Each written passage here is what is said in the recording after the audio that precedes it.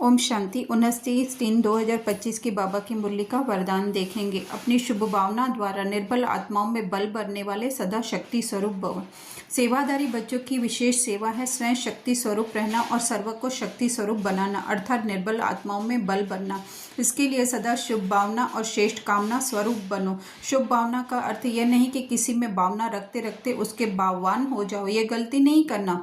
शुभ भावना भी बेहद की हो, एक के प्रति विशेष भावना भी नुकसानकारक है, इसलिए बेहद में स्थित हो निर्बल आत्माओं को अपनी प्राप्त हुई शक्तियों के आधार से शक्ति स्वरूप बना।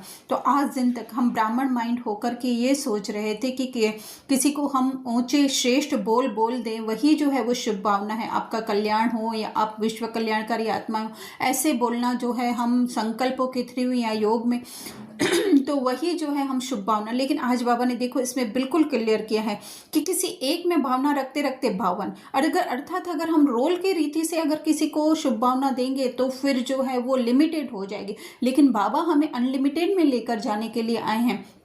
तो इसके लिए जो है आत्मिक स्थिति, क्योंकि ये पूरा वरदान में बाबा ने जो है वो आत्मिक स्थिति का ही वर्णन किया है कि स्वयं शक्ति स्वरूप। तो रोल कभी भी शक्ति स्वरूप नहीं हो सकता है।